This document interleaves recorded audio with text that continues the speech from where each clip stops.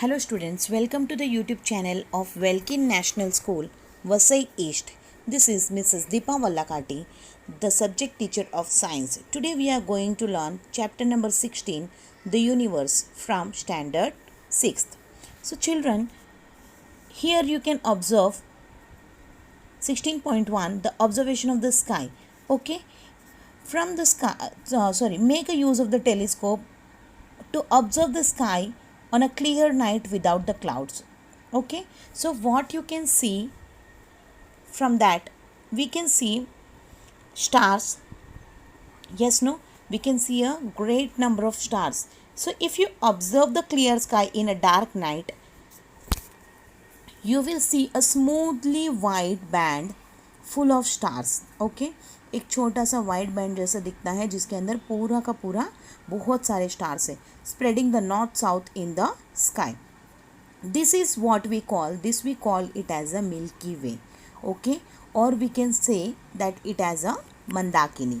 See, in the 16.2 you can say that what is the Milky Way. So ये जो spread वो ये इसके अंदर जितनी भी रोशनी है ना, ये सब है stars है. Okay, the solar systems like ours. Okay, so here where we can pointing, no, that is a location of our sun. So the group of innumerable stars and their planetary systems are together known it as a galaxy. ये group of बहुत सारे जो uncountable stars हैं ना, और उसके planetary systems के साथ में, इन सब को हम बोलते हैं गैलेक्सी. सो हमारा गैलेक्सी कौन सा है? We are living in the Milky Way galaxy. Okay, so the Milky Way is the galaxy in which our solar system is located. Okay, the Milky Way is the part of the local group of the galaxies. Milky Way क्या है? ऐसा बहुत सारे groups हैं galaxies का, ये एक local group है. So there are many such galaxies in the universe. इस तरीके का गैलेक्सीज बहुत ज़्यादा है. So can you imagine that we think that we cannot see the entire sky with our two eyes, correct? No, but there are many stars out there in the Milky Way, that in the our galaxy, and exclude our galaxy there are lots of galaxies are there. Okay, so the Milky Way includes many stars smaller than our sun as well as many other that are 1,000 times bigger than the sun. So जो हमारा सूरज है, ये milky वे के अंदर इनसे छोटा size के भी स्टार्स हैं और इनसे बहुत 1,000 टाइम्स बड़े वाले स्टार्स भी प्रेजेंट हैं जो हमारी मिल्की वे में. In also includes many other celestial bodies such as the cluster of stars. Cluster of stars means what? यहाँ पे है ना, जब बहुत सारे स्टार्स एक जगह पे दिखाई पड़ती हैं, so we will call it as a cluster of stars. This is what? This is a collective noun. Okay, next one is nebulae, जो है ना क्लाउड्स का गैसेस रहता है. ओके, पूरा का पूरा गैसेस से बना हुआ क्लाउड्स को हम लोग बोलते हैं nebulae. Next, clouds of dust, dust वाला क्लाउड्स भी दिखाई देता है. और कुछ डेड स्टार्स रहते हैं, मतलब वो although there is a mass is present but it doesn't have the shine, that is why it is called as a dead star. और न्यूली बॉर्न स्टार्स भी रहते हैं जो छोटे छोटे साइज के रहते हैं. So the galaxy that is closest to our Milky Way is called Andromeda. That means Andromeda galaxy को हम लोग नेबरिंग गैलेक्सी बोल सकते हैं. So the universe include innumerable galaxies. Till now we have not find out that how many galaxies are there in the universe. So you can see that एक छोटा सा राई लीजिए और उसके सामने आप एक पपाया रख दीजिए और उसके सामने आप एक बहुत बड़ा कलिंगर रख दीजिए. इस तरीके का कन्फ्यूजन आप लोगों में हो सकता है दैट कि है ना, what is these are all. I am just making you understand of the masses of our solar system. Okay, so जो छोटा सा राय है ना, वो छोटा सा राय हमारा सोलर सिस्टम समझ लीजिए. और उस तरीके का है ना, कितने सारे राय मिलाएंगे तो एक तरबूजा बन सकती है. ओके, और कितने सारे तरबूजाओं को मिलाएंगे तो एक कलिंगर बन सकती है बड़ा वाला. So these are the masses. So जो छोटा राय है वो हमारा सोलर सिस्टम है और जो तरबूजा है वो हमारा मिल्की वे है. और बहुत सारे मिल्की वेज हमारे कलिंगर के अंदर समेट सकते हैं. तो वो हमारा यूनिवर्स है. आई hope that you people have understood it good very well. If I am extremely sorry if I have given a silly example, but this is a correct example according to me, because I am comparing about the masses of the celestial objects. Understood? See, we have learned about the galaxies, no? Now let us learn about the types of galaxies. Okay, we are living in the spiral galaxy. Okay, but there are many different types of galaxies are there in the universe. Okay, one is spiral, next one is elliptical, third one is barrel spiral, fourth one is irregular shape. Okay, so these are the four types of the galaxies are found in the universe. So आप लोगों को ये doubt आया होगा कि एक star को हम लोग टेलीस्कोप से देख सकते हैं. So out of our Milky Way there are many types of galaxies are there. How we have found this, कि हम लोग ने ये कैसे आइडेंटिफाई किया है कि हमारे जैसा मिल्की वे के जैसा बहुत सारे गैलेक्सीज है और उनका शेप्स इस तरीके का है करके. How we have found out this? So let us get the answer for this. The scientist Edwin Hubble showed that there exist many galaxies beyond our Milky Way in 1990. Okay, so Edwin Hubble करके एक scientist है जिन्होंने है ना ये prove किया है कि हमारे मिल्की वे के अलावा बहुत सारे गैलेक्सी से करके. when in 1990 the NASA, the American Space Agency launched the Hubble telescope. Okay, इन्होंने एक हबल टेलीस्कोप को लॉन्च किया है जो है ना अर्थ की ऑर्बिट में काम करता था.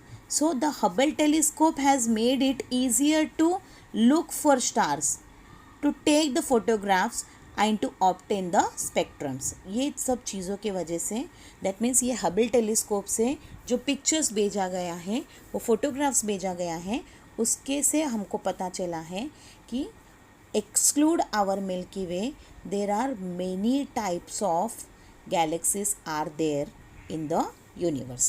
So let us understand about the stars. The thousands of twinkling stars are we observe in a clear night sky are the part of our Milky Way. ये सब हमारे मिल्की वे की एक पार्ट है. Some of the stars that we see are bright whereas some other faint. कुछ stars बहुत ही bright दिखते हैं, कुछ स्टार्स फेंट लगते हैं. The reason may be for this that some of the stars, although the bright stars which are very far from us, it looks very small, but the star which is nearer to us, although it is a faint, it looks very bright. This might be the reason, and exclude that the objects which are the stars which we can see, they are might be in a very huge size, that is why we can see them. Understood? There may be two reasons are there. So stars radiating different colors such as the blue, white, yellow and reddish can be seen in the sky. और मतलब एक star से है ना ये सारे colours निकल सकते हैं. सो ये हम लोग को स्काई में भी दिखने के लिए मिलता है. Okay, we also see the stars with varying brightness. The birthplace of the stars are huge nebulae. Okay, कि स्टार्स कहाँ से पैदा होते हैं? Stars are born from the huge nebulae. Nebulae का क्लाउड ये गैसेस क्लाउड्स जब कॉन्ट्रैक्ट होते हैं तो एक डेंसिटी नज़दीक आके उसके अंदर है ना एक ऑब्जेक्ट फॉर्म होने लगती है. Okay, so made up of dust particles and gases. ये न्यूबले किससे बनते हैं? डस्ट पार्टिकल एंड गैसेस से बनता है.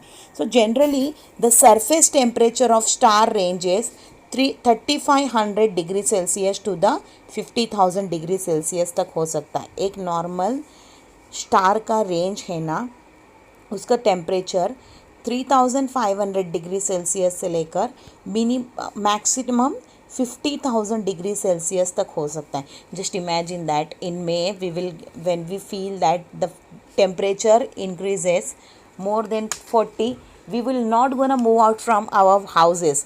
What about the stars? Okay, कि stars का टेम्परेचर इतना ज़्यादा रहता है.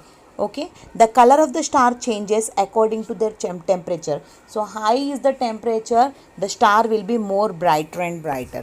Okay, sun like stars. So कुछ stars है ना sun के जैसा दिखते हैं. So now let us understand about the types of stars कि कितने types के stars.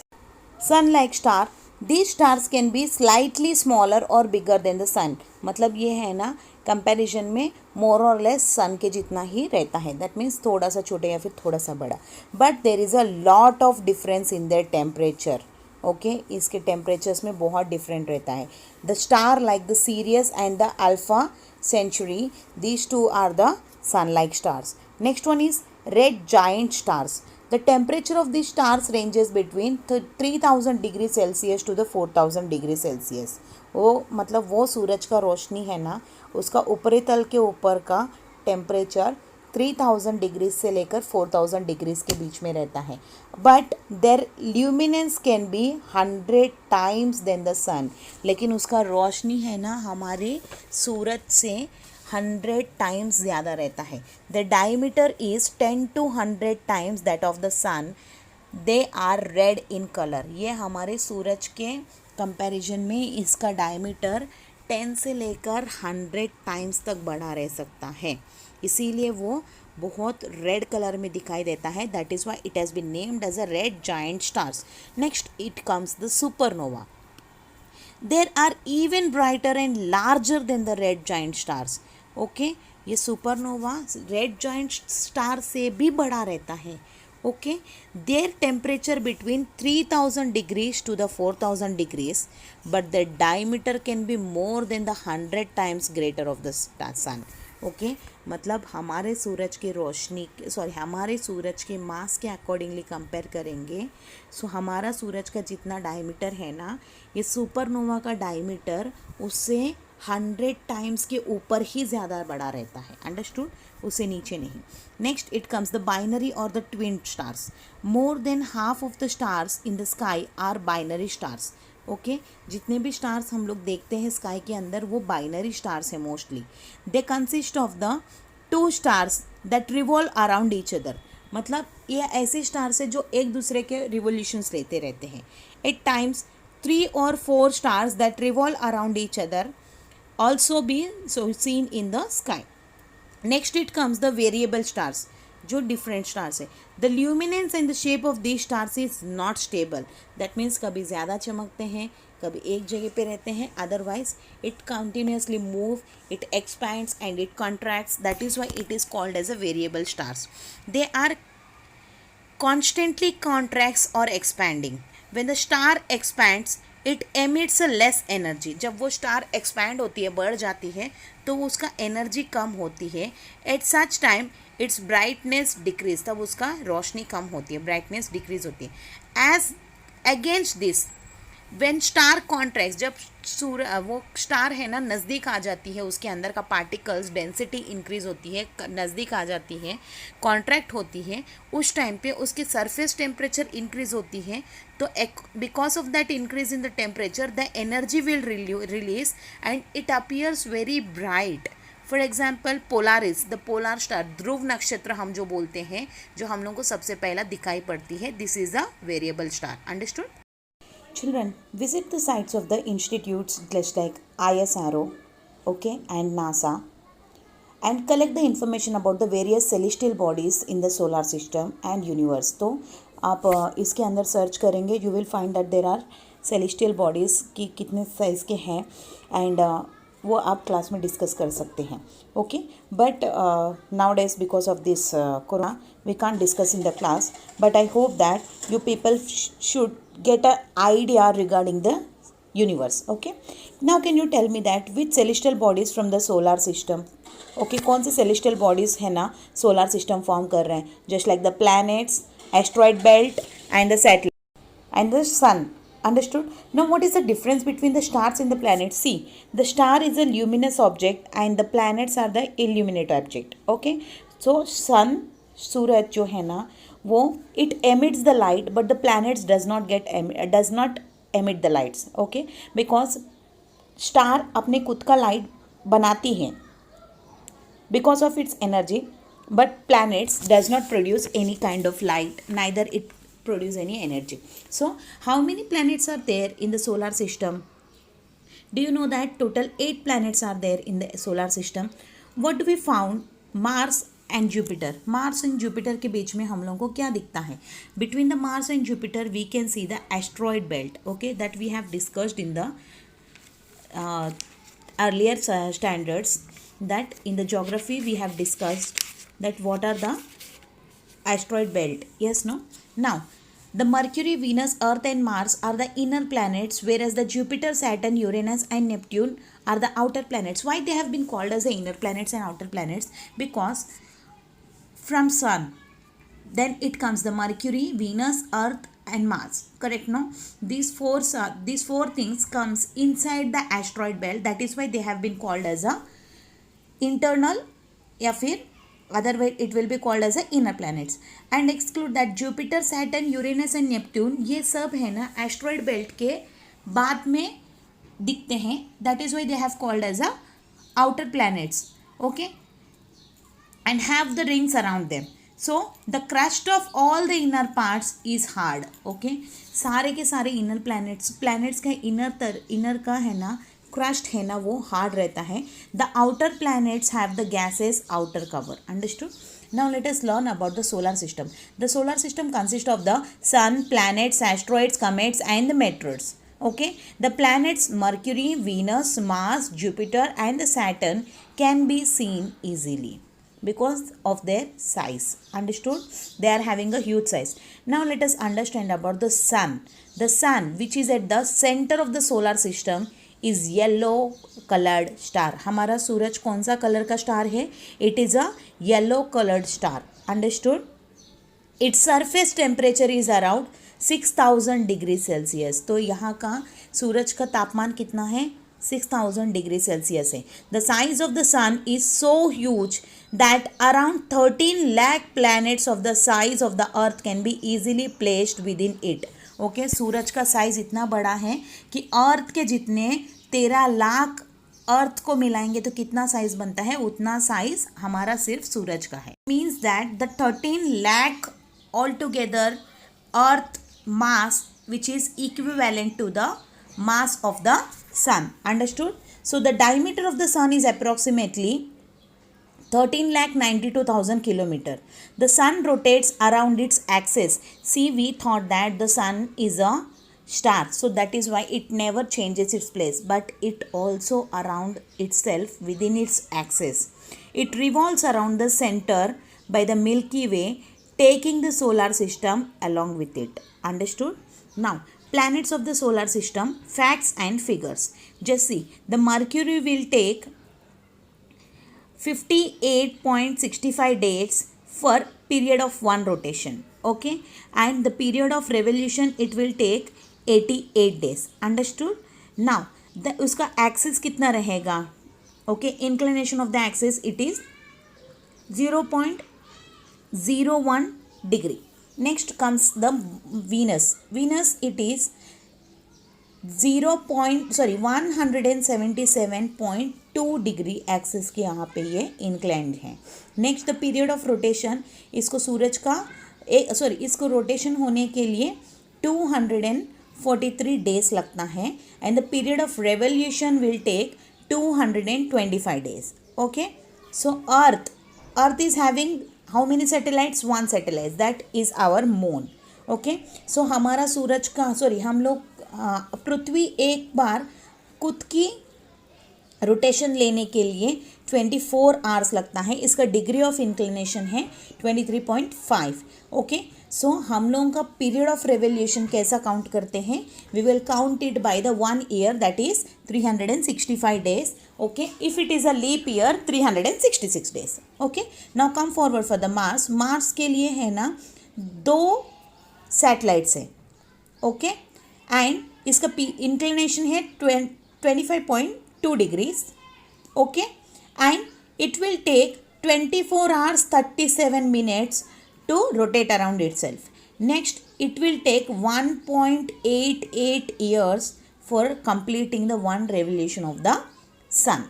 Next it comes the Jupiter. Jupiter को सबसे ज़्यादा सैटेलाइट से बहुत सारे मून्स वाला कौन सा प्लैनेट है करके पूछेंगे तो आप क्या बताएंगे? It is Jupiter. Yes, it is having 64 satellites and the angle of inclination is 3.1.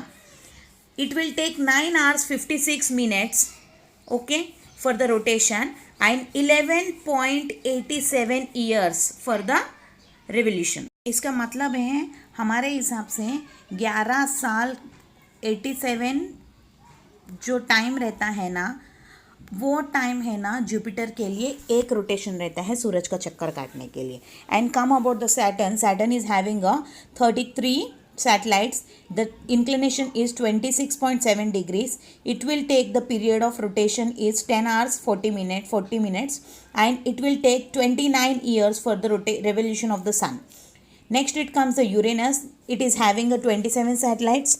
The angle of inclination is 97.9 degrees. Period of rotation is 17 hours 24 minutes and the period of revolution is 84 years. Next it comes the last one, that is Neptune. Neptune, it is having a 13 satellites total. The inclination of the axis in degrees is 28.8 degrees. Okay, उसका खुद की एक चक्कर भ्रमण करने के लिए 16 hours 11 minutes लगता है और सूरज का एक भ्रमण करने के लिए 164 ईयर्स लगता है, जो हम लोगों की लाइफ स्पैन से भी काफ़ी गुना बहुत ज़्यादा है. Now let us understand deeply about the planets. First it comes the Mercury. This planet is closest to the sun. It is visible in the morning and in the evening. Okay, if it is away from the sun. Okay अगर ये सन से थोड़ी दूरी में रहेगी तो हम लोग को ये मॉर्निंग और इवनिंग में क्लियरली दिखाई देती है. A number of depressions which look like the volcanic craters. Okay, इसके अंदर इसका कैसा रहता है सरफेस कि बहुत सारा वॉल्केनिक क्रेटर्स है करके, but are actually caused by the meteoric falls can be seen on the surface of the Mercury. Okay, जो बहुत सारे मेट्रोर्स है ना फॉल हुआ है, इसकी वजह से ऐसा क्रेटर्स दिखाई देता है मर्क्यूरी पे. So Mercury is the fastest moving planet because 88 days के अंदर है ना वो सूरज का एक चक्कर काट के आ जाती है. The next it comes the Venus. Okay, it is the brightest planet in the solar system. Why? It is seen in the sky in the east before the sunrise. सूरज की आने से पहले ये ईस्टर्न में दिखाई देता है and west after the sunset. Sunset के बाद में वो वेस्ट साइड में दिखता है. So it rotates around the itself from the east to west. Unlike all the planets ये उल्टी तरीके से घूमती है from east to west. It is the hottest planet. Next it comes the earth, our favorite because we are living over here. It is the third planet in the solar system. No other planet other than the earth has life on it. जितने भी 8 planets है ना, out of these 8 planets only the life existing on the earth only. Okay, as the earth is a magnet, there is a magnetic field around the earth. Okay, इससे पहले chapter में हम लोग ने पढ़ा है कि जैसा ग्रेविटेशनल फोर्स है वैसे ही नॉर्थ पोल और साउथ पोल में मैग्नेटिक फील्ड्स रहते हैं and that means it is having a magnetic force also. So it diverts the harmful rays from the sun towards the polar region in the earth. Okay, वो क्या करती हैं, सूरज की जो भी हार्मफुल रेज रहता है ना उसको वो डाइवर्ट करती है. Understood. Next it comes the Mars. It is the 4th planet in the solar system. As the soil on the Mars contains iron, its color is reddish. Why the Mars appear reddish? Because उसके ऊपर तल पे, that means surface पे जो ज़मीन है या फिर रेती है वो है ना रिच विद द आयरन है. ओके, इसीलिए इसका कलर रेडिश दिखाई देता है. Hence Mars is also called as a red planet. Okay, the highest and the longest mountain in the solar system, Olympus Mons, is located on the Mars. Okay, so पूरे के पूरे solar system में सबसे बड़ा mountain कौन से planet पे मौजूद है? That is Mars. What is the name of that mountain? That is Olympus Mons. Next it comes the Jupiter, the outer planets. Jupiter, it is the largest planet in the solar system. It is so huge that as many 1397 planets of the size of the earth can be get accommodated in it. मतलब 1397 plan अर्थ को मिलाएंगे तो कितना बड़ा huge मास बनता है ना, उतना साइज की ये जुपिटर है. Even though the planet is so huge it revolve around it self with a great speed. ये प्लैनेट भले ही बहुत बड़ी है लेकिन ये खुद की रोटेशन है ना बहुत स्पीडली लेती है. So as the huge storm occur frequently on it, it also called as a stormy planet. Okay, ये इतनी स्पीड से घूमने की वजह से वहाँ पे बार बार स्ट्रोम्स अकर होते हैं. That is why it is also called as a stormy planet. Next it comes the Saturn. It is a 6th planet of the solar system and next only to Jupiter in size. Okay, ये Jupiter के size के जितना equivalent रहता है. It is considered to be a peculiar planet because of the rings around is. इसको peculiar planet इसीलिए कहा जाता है क्योंकि है ना इसके आजू बाजू में है ना बहुत सारे रिंग्स दिखाई देते हैं. दो its mass is 95 times of the earth, its density is very low. भले ही ये 95 अर्थ को मिलाने से जितनी बड़ी दिखती है उतना बड़ा दिखता है लेकिन इसकी डेंसिटी कुछ नहीं है. अंडरस्टूड. उसका डेंसिटी बहुत पोकल बोलते हैं ना तुम लोग नॉर्मल हिंदी में, उस तरीके से इसका डेंसिटी है. मतलब बहुत कॉन्सेंट्रेटेड डेंसिटी नहीं है. Okay, if it drop into the sea huge large enough to hold it, it would actually float on it. अगर सैटर्न को डुबाने के जितना बड़ा वाला समुद्र रहता था ना तो ये समुद्र में डूबेगा नहीं, ये फ्लोट करेगा. दैट मीन्स इसका डेंसिटी इतना कम है. Next it comes the Uranus. It is the 7th planet in the solar system. It cannot be seen without the telescope. ये टेलीस्कोप के बगैर दिखाई नहीं देता है. Its axis is so greatly inclined that it appears as if it is rolling along its orbit. Okay, so यहाँ पे इसका एक्सिस इतना इंक्लाइंड रहता है कि है ना वो लगने लगता है कि वो सिर्फ अपने ऑर्बिट के जगह पे ही है. It is not moving. Next it comes the Neptune. It is the 8th planet in the solar system. The season on the Neptune last for 41 years. My goodness, यहाँ पे 4 years हम लोग की 4 months हम लोग का समर सीजन रहती है. We feel so exhausted. What if we will gonna live in the Neptune 41 years तक एक ही तरीके का मौसम को झेलना पड़ता है. On this planet the winds blow with extremely high speed. Understood. Comes the satellites. Okay, satellite is what? Satellite is also celestial body that revolve around the planets. Okay, as the planets revolve around the sun, the satellite revolves around the planets. Okay, around the planet without independently revolving around the sun are called a satellite. But मतलब ये है ना planets की revolution लेते रहते हैं but indirectly ये सन का भी रिवोल्यूशन लेते रहते हैं. Understood. So the like planet satellites rotate around their respective axes. Okay, जैसा प्लैनेट्स अपने एक्सेस के अंदर ही रोटेट करते हैं वैसे ही सैटेलाइट्स के लिए भी एक पर्टिकुलर एक्सेस रहता है. The moon is the satellite of the earth. It does not have an atmosphere. Moon के ऊपर एटमॉस्फियर नहीं है. Okay, its period of rotation and the revolution both are of 27.3 days. Okay, उसका एक rotation complete करने का और एक रेवोल्यूशन कंप्लीट करने के लिए 27.3 days की टाइम लगती है. Except for mercury and Venus all other planets have the satellites but in varying numbers. Okay, mercury और वीनस को छोड़ के बाकी सारे के सारे प्लैनेट्स के लिए सैटेलाइट्स हैं. Understood.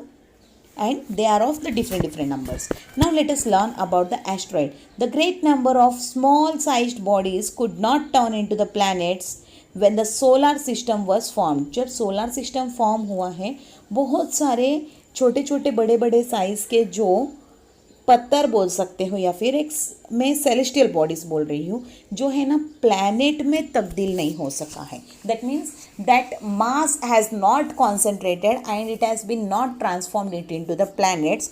So that's things we call it as a asteroid. So when the solar system was formed but continue to revolve around the sun, these bodies are known as the asteroids. और यही bodies को हम लोग बोलते हैं asteroids. The belt of such celestial bodies has formed between the planet Mars and Jupiter के बीच में ये एस्ट्रॉइड्स का बहुत बहुत बड़े बड़े पत्थरों का है ना एक बेल्ट जैसा बना है, that we call it as an asteroid belt. And where it is lies in the solar system, it lies between the Mars and the Jupiter. ना dwarf planet. Okay, what is this dwarf planet? Okay, a small sized celestial body that revolve independently around the sun is called a dwarf planet. A celestial body like Pluto can be classified as a dwarf planet. Why it has been classified as a dwarf planet? जब मैं बचपन में पढ़ाई करती थी तब मेरे को बताया गया था कि ये भी है ना हमारे सोलर सिस्टम का हिस्सा है. सो this Pluto we will gonna be considered as a 9th planet of the solar system. But then afterward it has been discovered that what they have been discovered, it is a dwarf planet. हम लोग ये सोचते थे ये बहुत दूर है इसीलिए छोटा दिखाई दे रहा था, इसीलिए इसको है ना हम लोग ने ड्वार्फ प्लैनेट करके रखा है. Understood? But this is not the part of our solar system any more because उसका एक्सेस थोड़ा सा डिफरेंट हो गया है. The celestial body like the Pluto can be classified as a dwarf planet. The Pluto takes around 248 years to complete one revolution around the sun. हमारे accordingly, हमारे years के accordingly Pluto को है ना 248 ईयर्स लगता है सूरज का एक चक्कर काट के आने के लिए. So where as it takes around 6.38 days for one rotation. मतलब वो एक दिन और एक रात के लिए 6.38 डेज लगता है.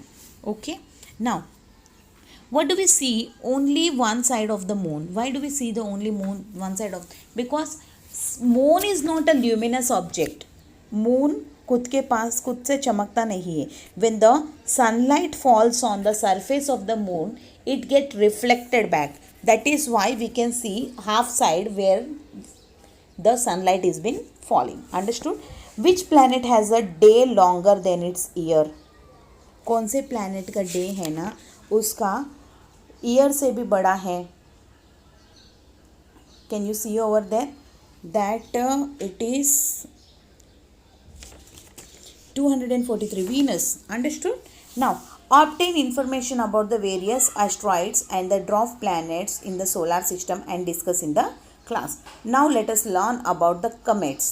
जो हम लोग टूटता हुआ तारा बोलते हैं ना, that is nothing but the comet. Okay, what is a comet? Let's learn. Okay, a comet is a celestial body that revolves around the sun.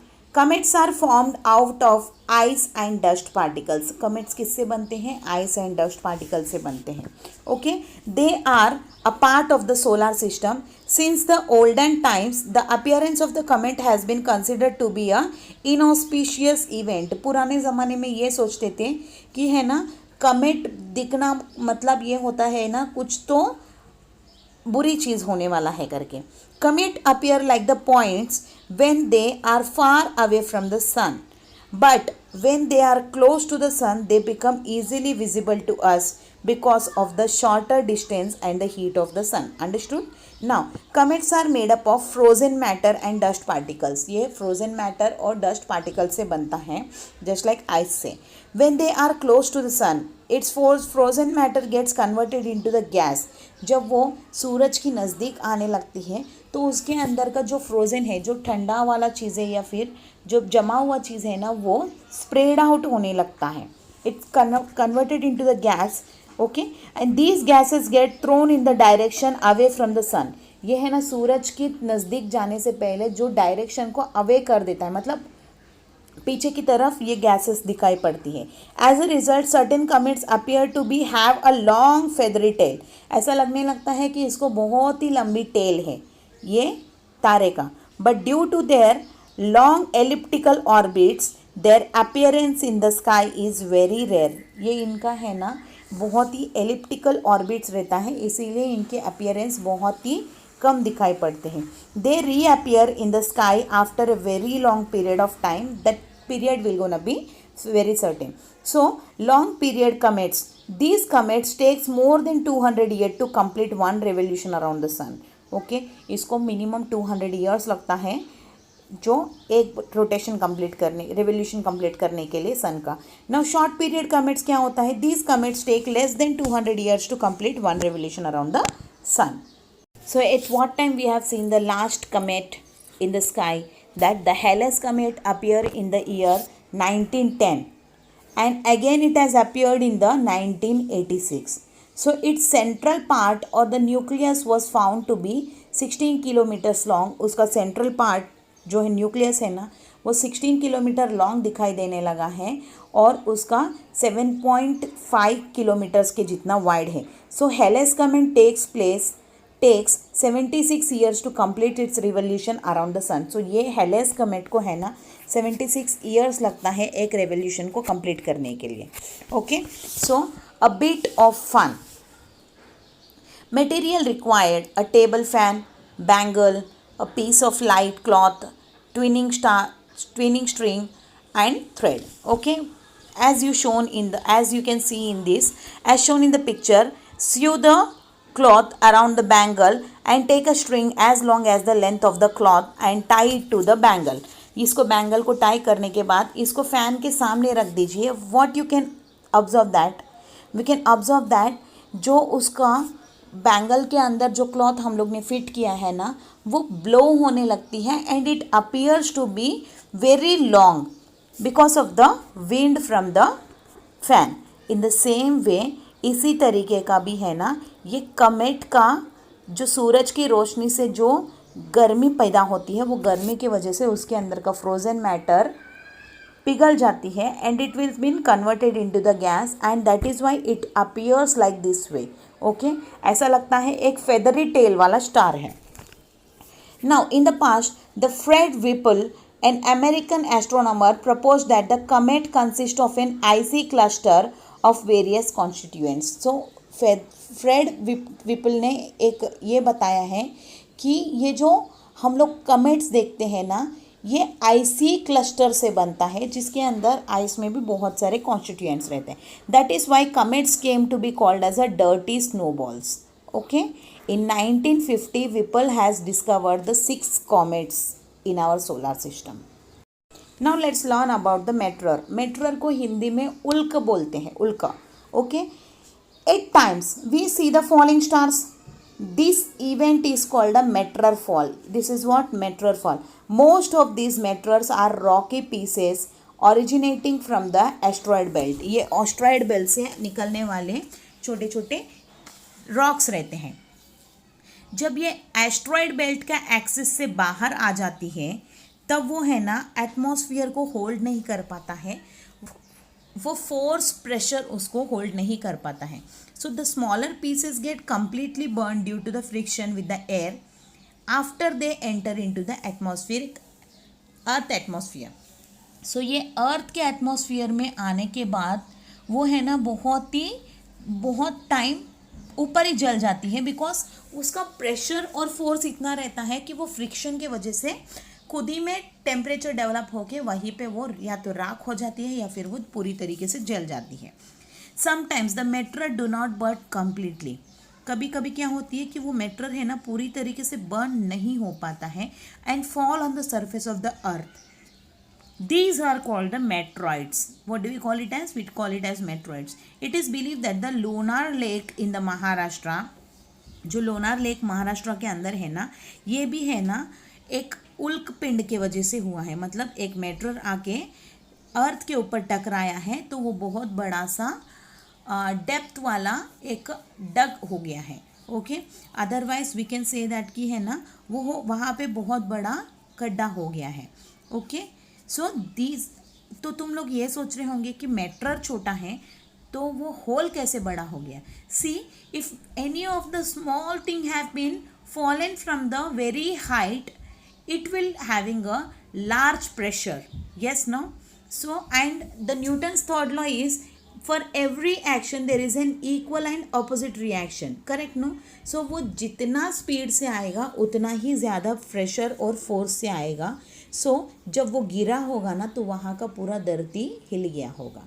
सो इसी वजह से वहाँ पे बहुत बड़ा होल दिखाई पड़ती है. Okay, In Lonar Lake, sorry, in Maharashtra, we can see that kind of meteor lake, that is Lonar Lake. Okay, meteor or meteorites fall occur in other celestial bodies also. बहुत अलग अलग planets के ऊपर भी ये meteor fall होता है. Understood? Science tries to explain the different events occurring in the universe. Science है ना बहुत सारे इवेंट्स जो हो रहा है ना यूनिवर्स के अंदर, उन सब के लिए है ना रीजंस फाइंड आउट करते हैं.